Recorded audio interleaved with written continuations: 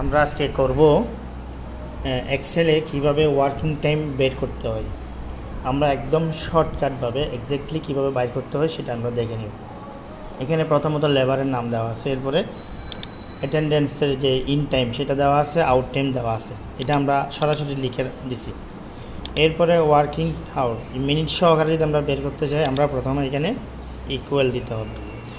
Equal দেওয়ার পরে আমাদের যে আউট টাইম থেকে ইন টাইমটা বাদ দিতে হবে। তাহলে আউট টাইম থেকে যদি আমরা ইন টাইমটা বাদ দিই, এই যে C3 - B3, আউট টাইম থেকে ইন টাইম বাদ দিলে এখানে একটা রেজাল্ট আসবে, তবে এটা সঠিক রেজাল্ট না, এরকম অনেকে করে ফেলে।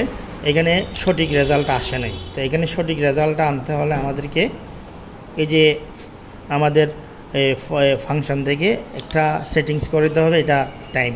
এখানে যে টাইমটা দেওয়া আছে এখান থেকে টাইমটা সিলেক্ট করে দিতে হবে। এরপরে এখানে যে নির্দিষ্ট সময়টা বের হবে, তো টাইমটা এভাবে চলে আসছে।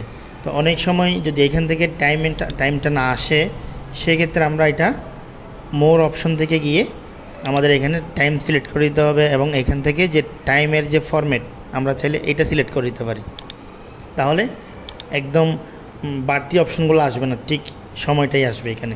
এরপরে বাকি কাজগুলো আমরা রেডিমেড আমরা যেভাবে অটো ফিল করে নিই সেভাবে করে নিব।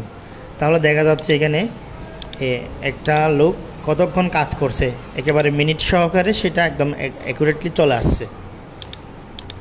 তাহলে আমরা এই জিনিসটা করার সময় সবচেয়ে বেশি মনে রাখতে হবে এখানে টাইমের যে ফরম্যাটটা, আমরা যদি টাইম এখান থেকে দিই তাহলে এখানে বাড়তি কিছু ফরম্যাট আসবে, আর যদি টাইমটা আমরা অ্যাডভান্স অপশন থেকে দিই তাহলে আমরা আমাদের মতো করে সেটিং করে দিতে পারবো, শুধুমাত্র ঘন্টা এবং মিনিটের সময়টা আসবে, এর বাইরে কোনো কিছু আসবে না। তো এই হচ্ছে টাইম বের করার সঠিক পদ্ধতি।